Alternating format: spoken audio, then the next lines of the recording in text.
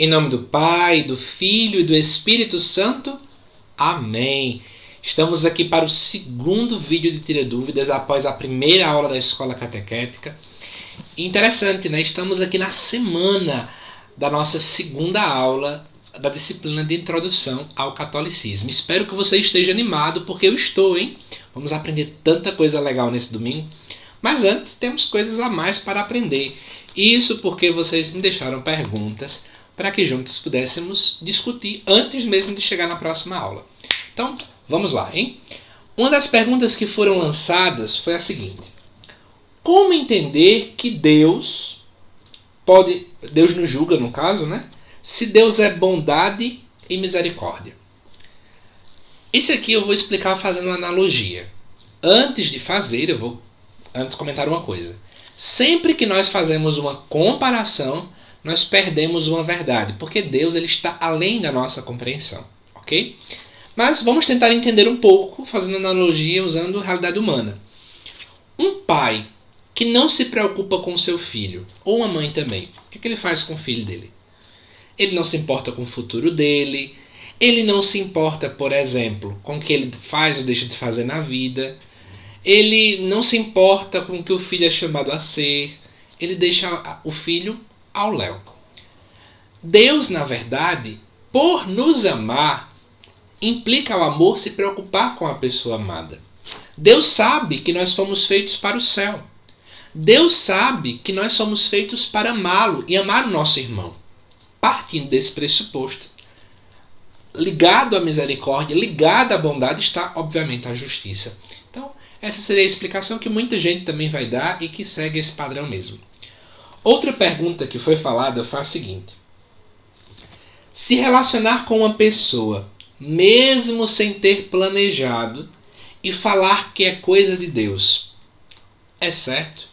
E eu vou dizer uma coisa, não tem uma resposta pronta, mas eu vou dar minha opinião, tá bom?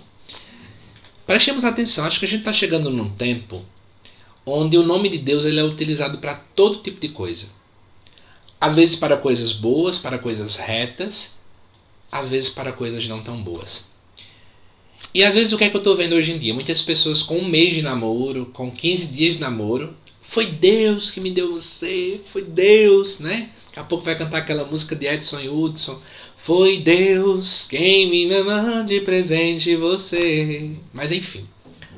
Aí quando vai no outro dia, posta em rede social, quando chega no outro dia, acaba o namoro.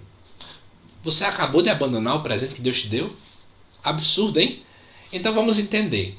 Eu acho muito delicado e posso dizer até mais. É muito cedo para dizer muita coisa. Eu acho que nós temos muito que aprender com o povo de Israel.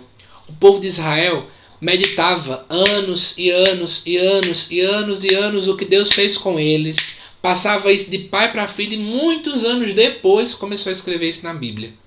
Porque só depois de muito tempo é que nós vamos entendendo o fazer de Deus. Porque nós somos tão pequenos para entender a vontade dele. Em resumo, eu acho muito cedo.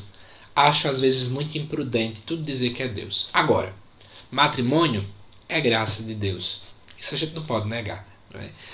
É o próprio Deus que une o marido e a mulher. Isso não é absurdo falar, porque isso é constatado, é fé da igreja.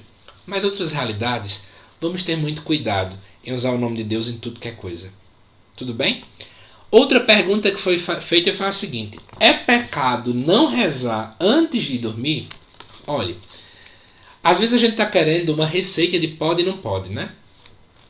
Isso, na história da igreja, muita gente passou pela mesma coisa. Entendamos uma coisa: pecado é tudo aquilo que nós fazemos contra a vontade de Deus. Eu não vejo nenhum relato bíblico em que Deus impõe que nós precisamos rezar antes de dormir. A igreja nunca vai falar sobre isso, não é? Uma coisa que nós sabemos, é preciso que estejamos em completa união com Deus sempre, não só quando vamos dormir, mas sim em toda a nossa vida, tá bom? Outra pergunta que foi feita foi a seguinte: é errado dizer diante de mortes, acidentes e etc. que foi Deus que quis? Gente, como nós escutamos isso? Olha, eu costumo dizer para as pessoas o seguinte: quando nós não temos o que falar, presta atenção, quando nós não temos o que falar, é melhor ficarmos calados. Não é? Eu sou um amante da Bíblia, amo de todo o coração. Então, às vezes, quando eu não sei o que falar, eu recorro à Bíblia. Eu tento me lembrar de algum texto do Evangelho, de algum salmo, não sei, alguma leitura que eu conheça, que se encaixe naquela situação e permita com que a palavra mesmo fale. Porque eu sei que minhas palavras são insuficientes. E às vezes a gente quer confortar alguém com intenção boa. E nós começamos a dizer, né? Foi Deus que quis, foi Deus, e papapá, e papapá, e papapá. E assim vai a história. Só que é aquilo que nós precisamos entender. Deus quer a morte de alguém, Deus quer o sofrimento. E para você perceber, ó, lá em 1 Coríntios, capítulo 15, versículo 21, vai dizer assim: com efeito, visto que a morte veio por um homem. Esse homem é Adão, que Paulo está se referindo. Então, a morte entrou no mundo pelo pecado dos nossos primeiros pais. Né? Essa é a dinâmica do pecado original. Deus não queria a morte. E se Deus é imutável, Deus continua sem querer. Deus não quer que ninguém morra. Né? Deus não quer que ninguém sofra. O sofrimento, como já foi falado no vídeo anterior, né? Do Tira Dúvidas 1, o sofrimento é consequência dos nossos pecados. Agora, Deus, de todo mal, ele sempre tira um bem. Tudo bem? E para finalizar, eu deixei duas perguntas agora para o final sobre Nossa Senhora, coisa legal, né? Ainda não estudamos na escola catequética nada sobre Maria direito, mas foram lançadas duas perguntas aqui sobre Maria. A primeira é por que o texto tem tanta repetição. Para entender isso, eu vou ter que ir para a história do texto, hein?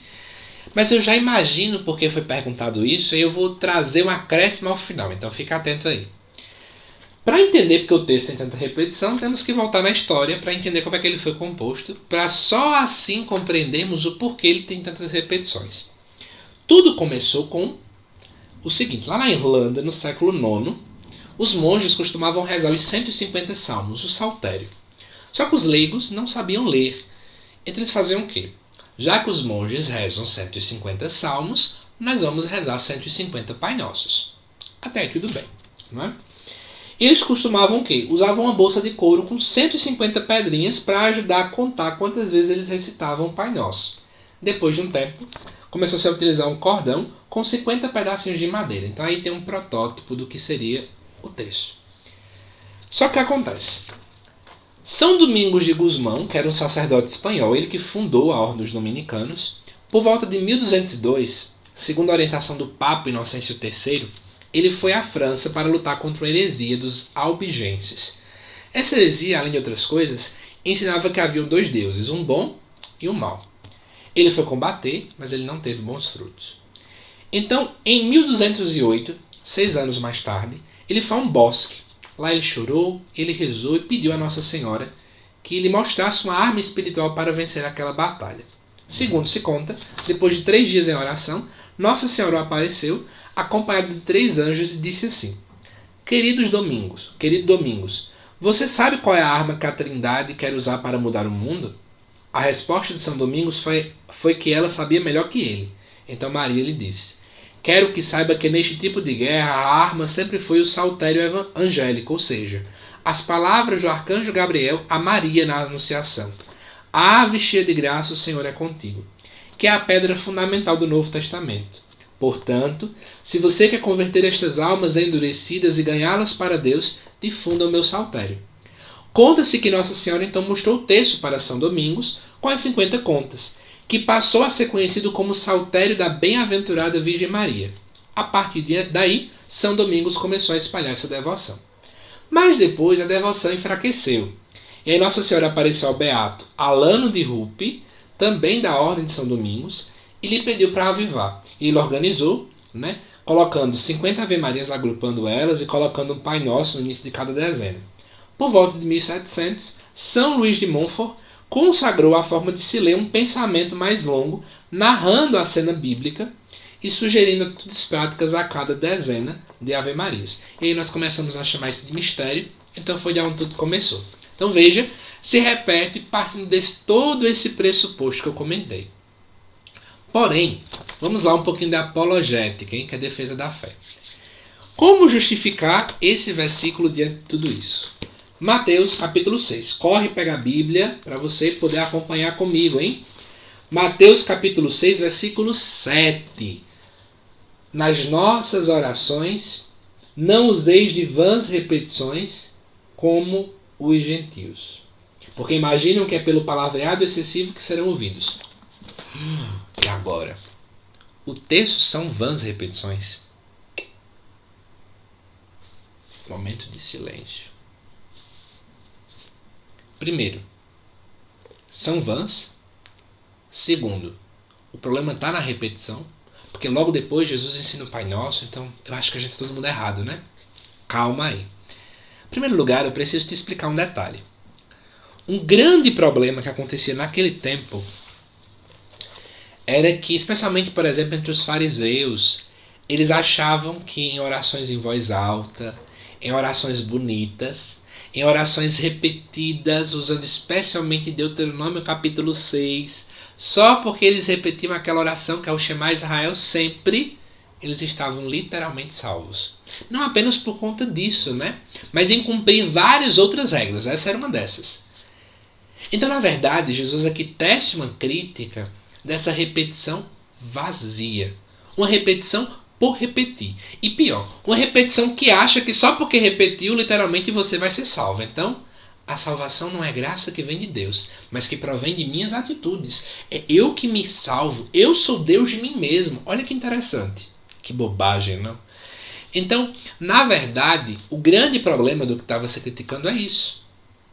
Ora, Pai Nosso é uma oração repetitiva. Nós estamos repetindo. Eu posso repetir os salmos também, né? O grande problema está em repetir por repetir. Em repetir e não deixar com que essas palavras também façam em mim brotar uma pessoa nova. É aí onde está o problema. Juntando-se a essa pergunta, surgiu uma outra que será a última pergunta deste vídeo. Que é a seguinte. Seria pecado amar demais Maria, ela sendo humana como nós? Boa pergunta, hein? E bem fácil de responder. Para isso eu vou usar dogmas marianos. Vamos usar o dogma da Imaculada Conceição. O dogma da Imaculada Conceição diz que Maria nasceu sem pecado. A gente vai estudar isso presencialmente, então se animem para esse fato. Que esse dogma tem um problema. Teve um problema, né? Não é que tem. Ele teve um problema. Como justificar que Jesus Cristo salvou Maria? Porque todo mundo precisou ser salvo. Mas parece-nos que Maria não precisou, né? Já que ela nasceu sem pecado. E aí, foi se desenvolvendo a teologia do dogma e foi se entendendo isso antes de proclamar, que na verdade Jesus preserva Maria. Então Jesus a redime de modo preservando-a de um pecado. É como se Maria fosse a primeira perdoada. Gente, que massa. Deus amou tanto Maria, mas tanto Maria, que perdoou Maria antes de Maria nascer. Maria não precisou experimentar o pecado original para só depois, né, no caso, ser concebida no pecado original para assim experimentar pelos méritos de Cristo a salvação. Não, Maria, antes mesmo disso, Maria já foi perdoada. É um grande dogma de amor, concorda comigo? É muito amor, é muito amor, é muito amor. Não é verdade? Jesus mesmo também amou ela como mãe de modo muito completo, né? Então, para refletir. Deus amou Maria muito. Pra caramba, digamos assim. Se Deus amou Maria muito, quem somos nós para não amá-la, hein? Deus seria então o primeiro a errar, porque ele amou Maria demais. Eu sei que essa é a frase clichê que todo mundo vai dizer. Mas eu vou trazer uma outra, né? Na Bíblia vai dizer que os mandamentos se resumem em 2. Amar a Deus sobre todas as coisas e ao próximo como a mim mesmo. Maria também é próxima. É o meu próximo, né? Amar. Eu preciso amar Maria como eu amo a mim mesmo também. Isso é seguir o mandamento evangélico, né? Não tem nenhum problema. O único problema é amar Maria mais do que a Deus. É dizer que agora eu faço tudo na minha vida apenas para Maria, porque não, Deus não importa não. O que importa é Maria, o que importa é Maria, o que importa é Maria. Aí tá problema, hein? Mas amar Maria demais não tem problema nenhum. Amar sua mãe demais não tem problema nenhum. Amar seu pai demais não tem problema nenhum. Amar sua esposa demais não tem problema nenhum. O problema está em colocar acima de Deus. Mas amar o próximo demais jamais será problema. O amor é fonte de riqueza. Mas ainda faltaram perguntas, hein, gente? Finalizei o vídeo, mas ainda faltam perguntas. Se você está curioso pelas perguntas que faltaram, se você parou e disse, meu Deus, tem alguma pergunta aí que eu fiz e José Lucas não respondeu no vídeo, calma, que presencialmente vão ter outras perguntas que foram deixadas para que eu possa responder. Coloquei em vídeo porque senão a gente não ia conseguir responder tudo presencialmente, hein? Então aguarde, no próximo domingo nós vamos nos ver para aprender e aprendendo a amar ainda mais a Deus. Que coisa linda! E vamos começar com muitas perguntas, especialmente ligadas ao pecado original. E aí, tá ansioso? Tá ansiosa? Gostou também do vídeo? Deixa aqui os comentários para eu poder ver o que é que você achou. Que Deus te abençoe e até o próximo domingo, se Deus assim nos permitir. Até lá!